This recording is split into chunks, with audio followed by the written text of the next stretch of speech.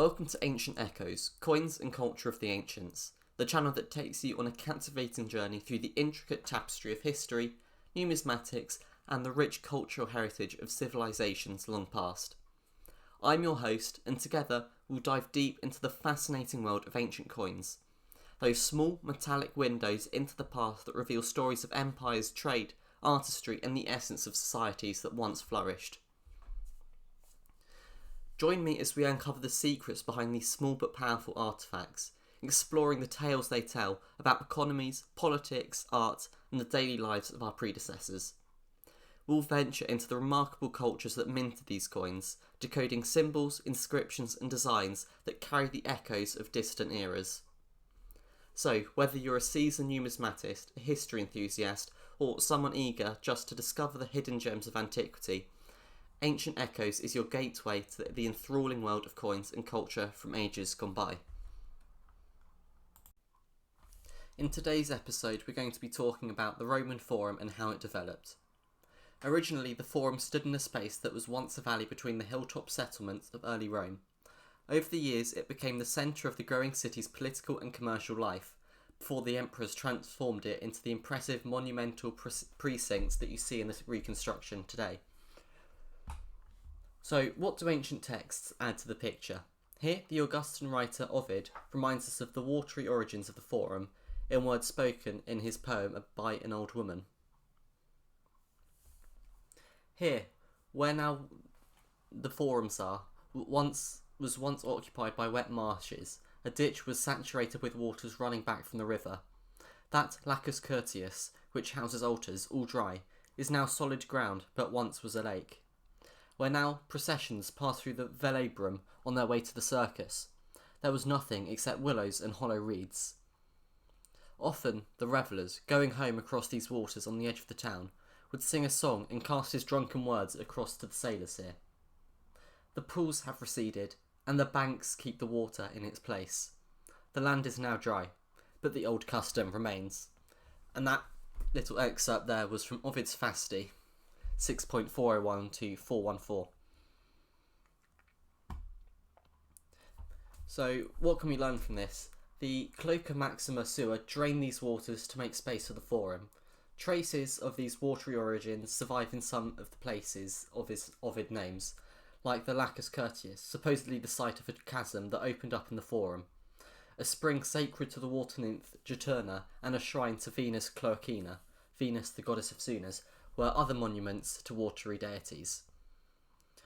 The developing character of the Forum as a sacred civic and legal character is seen in the black stone, Lapis Niger, an area marked off by dark limestone paving near the much later arch of Septimus Severus. Roman writers knew that there was something ancient and special about this site, but were not quite sure what. And the Roman writer Festus tells us in this passage, the black stone in the Comitium indicates a place of burial. Some say it was intended to be the burial spot of Romulus before he disappeared and made his burial impossible. Others say his foster father, Faustulus, was buried here. Others that it was Hostilius, the grandfather of the Roman king Tullius Hostilius. However, in fact, the black stones here are paving markers over not, as we know, a burial, but an ancient tufa pillar, probably from the 6th century BC, on which an inscription in archaic Latin provides tantalising clues about this very early period in Rome's history.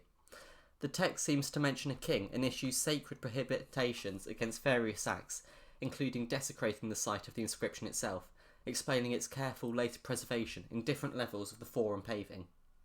The implication is that the Forum space from a very early date had a connection to lawmaking, monumentalisation, some sort of political or priestly authority, and sacred activities, all features of the later Forum, which you see in standing remains today in Italy. This connection between sacred and the political is not surprising for ancient Rome, where religion played a part in many aspects of public and private life. You see this connection in the Senate House, or Curia, which was in fact a templum, not a temple as we might think, but a space formerly consecrated by Rome's soothsayers or augurs. The 2nd century AD author Gellius provides a list of such spaces suitable for Senate meetings, including the hall near Pompey's Theatre where Julius Caesar was killed. The Roman writer Varro has written about places in which a decree of the Senate can be issued, and had shown us that unless such decree is made in a place properly appointed by the augurs, such we call it a templum. It is not legally correct. For this reason, the Curia Hostilia, the Curia Pompeia, and the Julia, none of them sacred sites, were improved as Templar by the augurs, so the senatorial decrees could be issued in them according to this custom of our forefathers. And that was by Gellius, Attic Knights 14.7.7.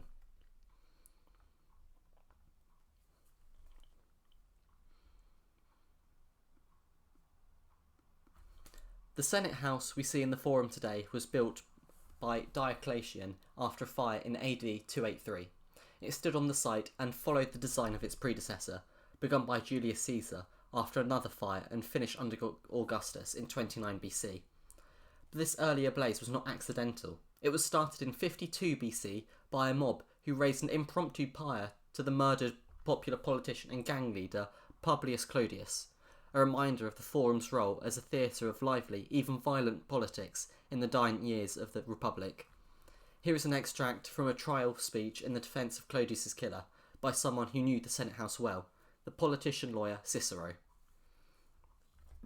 What we have seen more miserable than this, more bitter, more mournful, the temple of sanctity, of majesty, of intellect, of public policy, the head of the city, the altars of our allies, the welcoming harbour for all races, the seat given by the entire populace to the senatorial order, burned, demolished, polluted. This extract was by Cicero from Pro Malone 90. This idea of dissent, violence and political grandstanding had long been part of the Forum's history in the lively years of the Republic.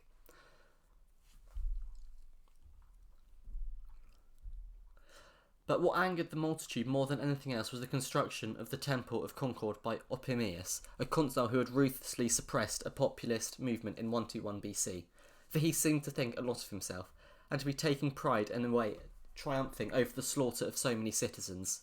So, in the night, some people carved this line under the temple's inscription. An act of mad discord produced the Temple of Concord. The Forum then saw plenty of political strife and violence in its long history. By the time you see it in the model, under the relatively stable rule of the emperors, it had become more grandiose and sedate. Augustus even seems to have tried to impose a formal dress code to match his monumental adornment of the space, worthy of his dignified vision of Rome. And we can see this from Suetonius' Life of Augustus 41, which reads as follows. He even tried to bring back the old-fashioned form of Roman dress. Once, when in the assembly he saw a crowd of people wearing cloaks, he grew angry and called out, "Behold, the Romans, masters of the nations, the race that wears the toga." He told the aediles that they should not let anyone come into the Forum or its neighbourhood after that unless they were wearing a toga and had taken off their cloak. And lastly in this episode, I'd like to finish by examining the development of aisled basilica buildings. The Basilica Julia is one of the aisled buildings that lined the long sides of the Forum space. Basilicas were used as law courts, banking halls, and places for many sort of civic meetings and events. The site for this one had once been used for aristocratic housing and shops, but as the Forum gradually took a more monumental civic character, these were replaced by the Basilica in the 2nd century BC. Julius Caesar began a new basilica on the site, which his heir Augustus finished and then rebuilt after a fire, dedicating it in AD 12. It used a lot of white and coloured marble, and it was built to accommodate crowds at the trials and ceremonies it housed. The Emperor Caligula, Suetonius tells us, threw coins to the people from the roof of the building in one of his eccentric displays of popularism. So there it is, a very brief description of how the Forum developed under several Roman rulers, and I hope you learnt something in this episode.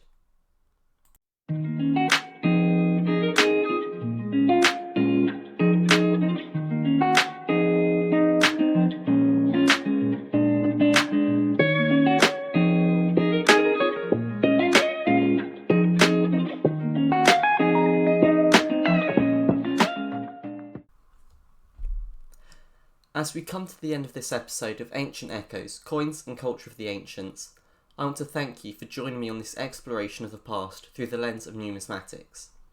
The journey we've embarked on is just the beginning, and there are countless more ancient coins and stories to uncover. If you've enjoyed this episode and want to continue delving into the captivating tales of ancient civilizations, be sure to subscribe to our channel so you never miss an episode. Until next time, I'm reminding you that the echoes of the past are still all around us waiting to be heard. Thank you for tuning into Ancient Echoes, Coins and Culture of the Ancients.